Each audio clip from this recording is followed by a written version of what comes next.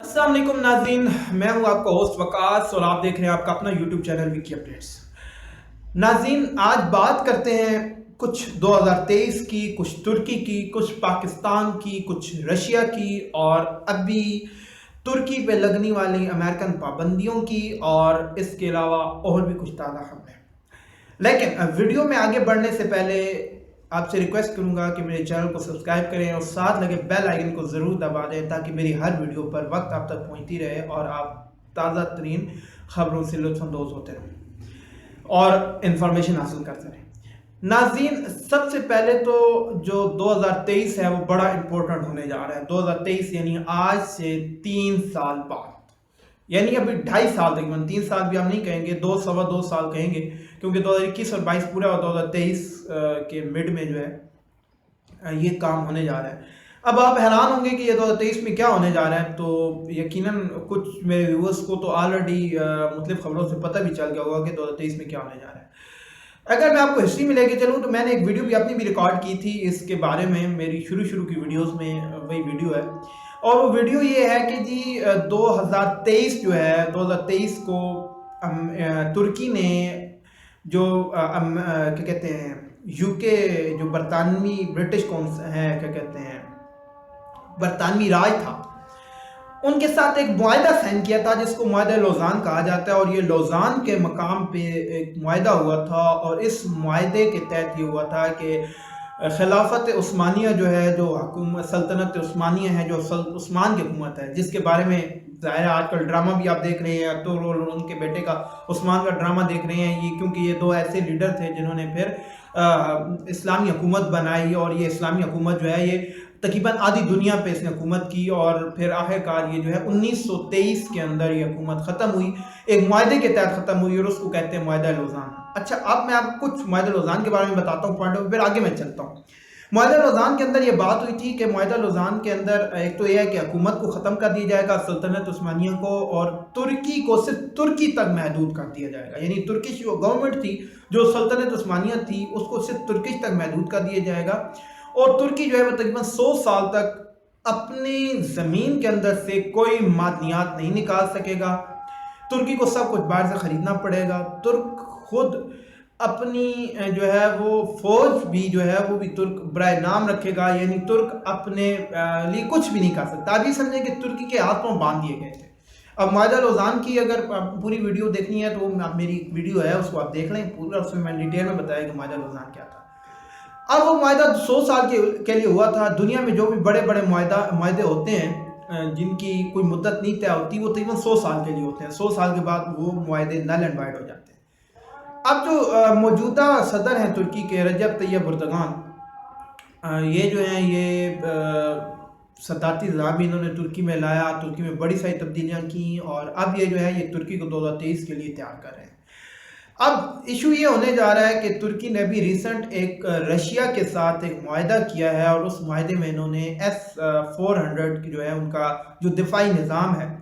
और उसके साथ दिफाई मुआहदा किया और वो तुर्की ख़रीदने जा रहा है। और इसकी वजह से जो है वो अमेरिका ने तुर्की पर पाबंदियाँ भी लगा दी हैं। अब तुर्की पे पाबंदियाँ ये लगी हैं कि जी तुर्की के जिन लोगों ने ये मुआहदे किए हैं और जिस इदारे ने किए हैं उन लोगों के अमेरिका में दाखिले पे पाबंदी है। इसके अलावा तुर्की के साथ अमेरिका के जो मुआहदे थे वो भी नहीं होंगे। और नेटो के, चूँकि तुर्की एक नेटो का मेंबर भी है, तो नेटो की कुछ क्या कहते हैं होनी थी, तरबियती मशक़ें होनी थी जहाज़ की, एक अमेरिकी जहाज़ की F-35 की मशक़ें होनी थी, तो वो भी उसमें से भी तुर्की को निकाल दिया गया है और तुर्की पे जो है वो बड़ी पाबंदियाँ लगा दी गई हैं। अब हुआ ये है कि जी तुर्की ने एक अपना दिफाई निज़ाम बेहतर करने के लिए ये भी जहाज़ भी क्या कहते हैं वो एक दिफाई निज़ाम ख़रीदा है रशिया से। और इसके अलावा अगर हम बात करें तो तुर्की का जो वज़ीर आज़म है वो अब अपने आप को उस तरह ढाल रहा है जिस तरह सल्तनत उस्मानिया थी। क्योंकि अब अगर आप देखें तो अखबारों में रोज़ाना की बेस पे, तुर्किश अखबारों में जो है वो, तुर्किश कौमी अखबारों में बाकायदा तौर पर इश्तिहारात छपते हैं जिसमें एक कोई पुराना सुल्तानत उस्मानिया का खलीफा दिखाया जाता है और साथ में रजब तैयब एर्दोगान की तस्वीर होती है और नीचे लिखा होता है कि ये आपका फलां खलीफा था, अब ये वली खलीफा है। इसके अलावा तुर्की ने अब हिस्टोरिक ड्रामाज बनाना शुरू कर दिए और हुकूमत ने स्पेशली खुद अपनी स्पोर्ट से बनवाना शुरू किए हैं, जिनमें अर्तुगरुल गाजी है, जिनमें कुरुलुस उस्मान है, जिसमें क्या कहते हैं एक एमरे का है, یونس ایمرے کا ایک ہے ڈرامہ ہے، اس کے علاوہ کچھ اور ڈرامے ہیں، ترکی نے کچھ فلمیں بنائی ہیں، کچھ ڈرامے بنائے ہیں تاکہ لوگوں کو بتایا جائے کہ ہم ترک کیا تھے، ہم مسلمان کیا تھے، اور اب جو ہے اس طرح۔ پھر اس کے علاوہ ترکی نے ایک اور کیا ہے، بہت بڑا قدم اٹھایا ہے، کہ وہ قدم یہ اٹھایا کہ انہوں نے فوج کے اندر ایک دستہ جو ہے وہ بنایا کچھ عرصہ پہلے، تقریباً 2-3 سال پہلے، اور اس دستے کو جو ہے پورا عثمانی جو سلطنت عثمانیہ تھی، جو عثمانی فوج تھی، اس کا جو لباس ہے وہ پہنایا گیا ہے، اور مختلف اس کے علاوہ جو پرانے جگہ تھیں ترکی کے اندر، جو تاریخی جگہ تھی جو سلطنت عثمانیہ کے دوران بڑی امپورٹنٹ تھیں، ان کو جو ہے وہ کیا کہتے ہیں دوبارہ رینوویٹ کر کے دوبارہ مسجدیں بنائی جا رہی ہیں، کچھ وہ وہاں پہ میوزیم تھے ان کو مسجدیں بنائی جا رہی ہیں۔ تو یہ جو سارا سینیریو بنایا جا رہا ہے یہ 2023 کے لیے بنایا جا رہا ہے۔ اب اس کے پیچھے جو ہے وہ انڈیا، اس کو سعودیہ کو کیا تکلیف ہے، اور سعودیہ کیوں اسرائیل کو تسلیم کر رہا ہے۔ آپ کو سب سے پہلے تو میں بتاؤں کہ اسرائیل جو ہے، اسرائیل کو تسلیم نہ کرنا اور کرنے کا کیا مقصد ہے اور وجہ کیا ہے، اس کے پیچھے جو ہے وہ کیا مقاصد ہے۔ بیسیکلی اسرائیل اٹسیلف کوئی ملک نہیں ہے، اسرائیل ایک قابض کی ہوئی جگہ ہے۔ یہ جو سارا ایریا ہے یہ مسلمانوں کا تھا، مسلمانوں نے اس پہ صلاح الدین ایوبی کے دور میں صلاح الدین ایوبی نے جو ہے اس کو فتح کیا تھا، اور وہاں پہ مسلمان آباد ہوئے تھے۔ اور فلسطین جو ہے یہ تو بہت پرانا علاقہ ہے، آپ سنتے رہے ہیں حضرت ابراہیم علیہ السلام کی جو ہے وہ پیدائش وہاں پہ ہوئی، حضرت ابراہیم علیہ السلام کی زندگی وہاں پہ گزری، پھر اس کے بعد آپ یہاں پہ آئے۔ تو فلسطین جو ہے بڑا پرانا علاقہ مسلمانوں کا ہی ہے، یہ ابراہیمی جو ملت ہے اس کا وہ علاقہ ہے، اور وہاں پہ شروع ہی سے حضرت ابراہیم کے دور سے اب تک جو ہے وہ مسلمان آباد تھے۔ اور اس پہ یہ ہوا ہے کہ یہودیوں نے، چونکہ یروشلم جو ہے وہ بیک وقت اسرائیلیوں کے لیے بھی بڑی مقدس جگہ ہے، اور کیا کہتے ہیں یہودیوں کے لیے بھی اور مسلمانوں کے لیے تو واقعی بہت امپورٹنٹ ہے، کیونکہ وہاں پہ بیت المقدس ہے، پہلا جو ہے وہ آپ کا کعبہ ہے، قبلہ ہے۔ تو یہ جو چیزیں تھیں ظاہر ہے اب ترکی کیا کہتے ہیں اسرائیل نے یہ کیا کہ اسرائیل نے وہاں پہ قبضہ کیا، اور اسرائیل نے ناجائز وہاں پہ آبادیاں بنانے شروع کی، اور آہستہ کرتے کرتے ظاہر ہے جو عیسائی اور یہودی ملک تھے دنیا کے جو کہ نان مسلم تھے، انہوں نے اس کو اسرائیل کو قبول کیا، انہوں نے کہا کہ اسرائیل ایک ملک ہے، اور اب تک جو ہے وہ مسلمانوں نے اس کو قبول نہیں کیا تھا۔ لیکن اب دنیا کے اندر مسلمانوں کے 2 دھڑے بن چکے ہیں، 2 گروپ بن چکے ہیں۔ ایک وہ گروپ ہے جو کہ سعودیہ کے ساتھ ہے، یعنی عربوں کے ساتھ ہے۔ وہ عرب یہ چاہتے ہیں کہ ہم کبھی بھی سعودی عرب کو نہیں چھوڑیں گے، ہم سعودی عرب کی بادشاہت نہیں چھوڑیں گے، کیونکہ اس بادشاہت کی وجہ سے جو ہے وہ سعودی عیاشیاں کر رہے ہیں، سعودیوں کے پاس بہت زیادہ دولت ہے، بہت زیادہ عیاشی ہے، بہت زیادہ پیسہ ہے۔ اب چونکہ 1923 سے پہلے کعبہ وغیرہ اس کا انتظام اسلام اور پورا جو آدھی تقریباً دنیا تھی اس کا انتظام انسلام جو تھا وہ ترکی کے پاس تھا، سلطنت عثمانیہ کے پاس تھا۔ اب 2023 کے بعد ان کو یہ ڈر تھا کہ اب ترکی کوشش کرے گا کہ دوبارہ وہی اپنا جو ہے وہ قبضے کرنا شروع کرے گا، اور آپ دیکھیں کہ ابھی ترکی نے مختلف ملکوں میں اپنی، عراق میں اس کے اندر فوج، اس کی اپنی فوج ہے، لیبیا کے اندر اس نے اپنی فوج بھیج رکھی ہے ترکی نے۔ اس کے علاوہ یعنی رجب طیب اردوغان کا یہ ایک پورا انہوں نے ایک اپنا بنایا، اسکیچ بنایا کہ جس طرح سلطنت عثمانیہ کے دوران ان کی فوج دور دور تک تھی، ان کا قبضہ دور دور تک تھا، اب اسی طرح جو ہے وہ مسلمانوں کا خلیفہ بن کے اب دور دور تک اپنی حکومت کرنا چاہتے ہیں۔ اس لیے انہوں نے اب آذربائیجان کی بھی انہوں نے کی ہے، کیا کہتے ہیں مدد کی ہے، اور ابھی یہ بھی سننے میں آ رہا ہے کہ رجب طیب اردوغان نے یہ بھی کہا ہے کہ کچھ عرصے کے بعد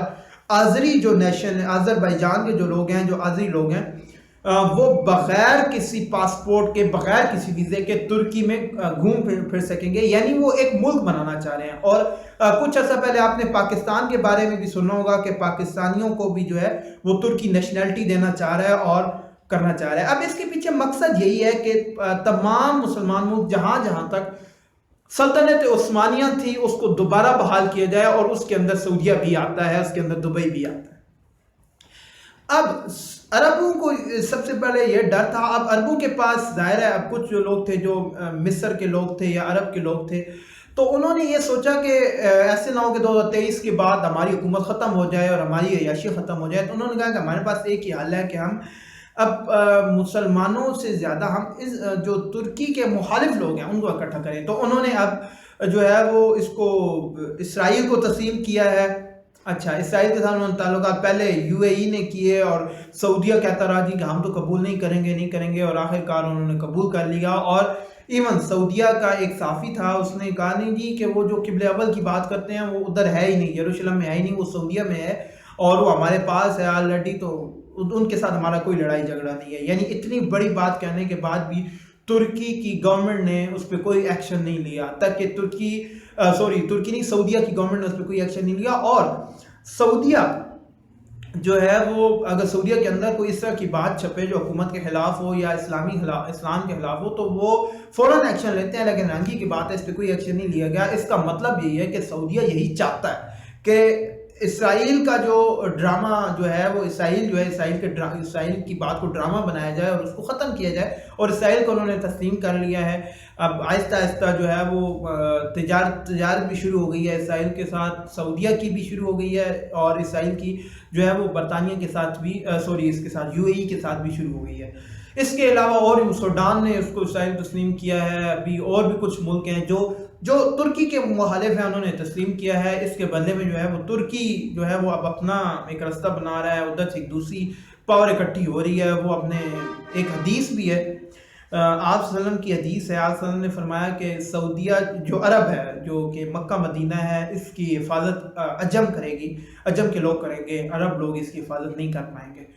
लगता तो यही है कि वो हदीस अब पूरी होने वाली है, क्योंकि अब अजमियों के हाथों दोबारा जो है वो मक्का मुअज़्ज़मा और मदीनतुल मुनव्वरा का इंतज़ाम इंसराम आने वाला है। और इसलिए जो है वो अरब लोग जो हैं वो इसराइल के साथ हिस्सा हो रहे हैं कि ताकि उनसे हम मुख्तलिफ़ किस्म की टेक्नोलॉजी ख़रीदें, और अगर कल जंग होती है या कल इस किस्म के कोई हालात बनते हैं तो हमारे पास बेहतर से बेहतर टेक्नोलॉजी और बेहतर से बेहतर लोग होने चाहिए हमारे साथ, जो कि इकट्ठे हो सकें।